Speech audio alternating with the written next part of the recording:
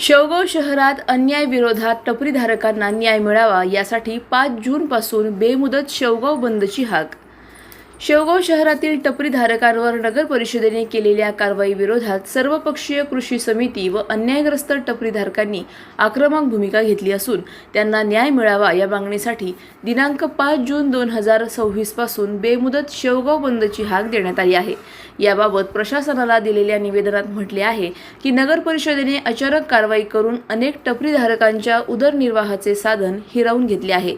संबंधित टपरीधारकांचे पुनर्वसन करण्यापूर्वी कारवाई करणे आवश्यक होते, मात्र तसे न करता त्यांच्यावर अन्याय करण्यात आला आहे.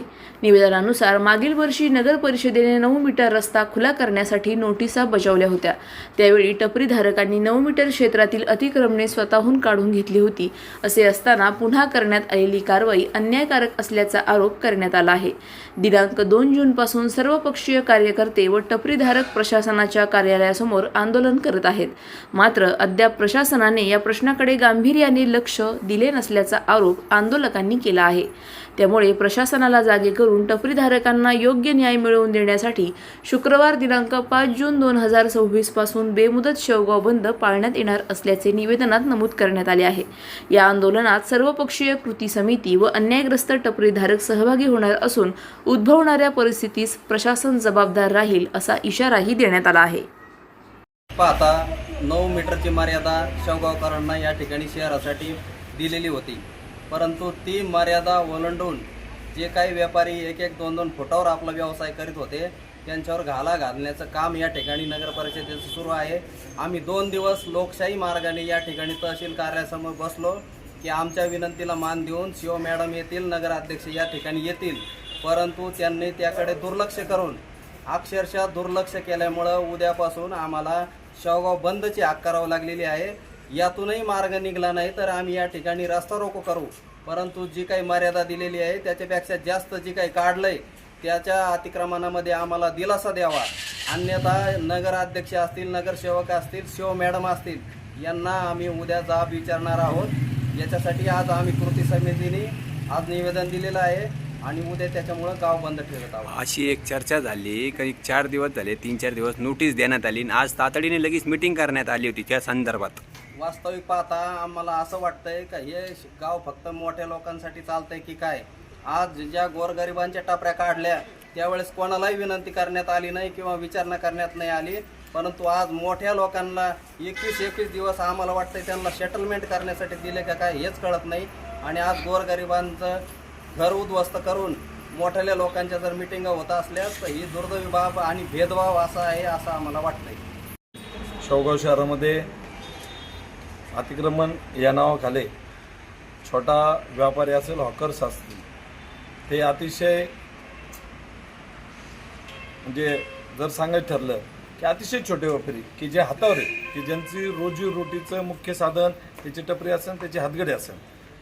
नगरपालिकेने प्रशासनाने अतिक्रमण जरी काढलं असेल, पण अतिक्रमण काढण्याच्या पूर्वी जर त्यांनी काही एक योग्य प्लॅन दिला असता की आपण या ठिकाणचं अतिक्रमण काढू आणि आपण या ठिकाणी त्यांची व्यवस्था करणार आहोत, असं जर दिलं असतं निश्चित पद्धतीने शेवगाव शहराच्या या छोट्या व्यापाऱ्यांना, टपरीधारकांना असतील की सगळ्या जाती धर्माचे जे लोक व्यवसाय करतात त्यांना निश्चित पद्धतीने एक दिलासा मिळाला असता.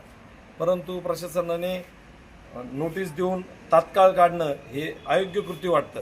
शेवगाव शहर समाजामध्ये जगत असताना प्रत्येक माणसाला जगण्याचा अधिकार आहे, मग हे छोट्या लोकांना सुद्धा जगण्याचा अधिकार आहे.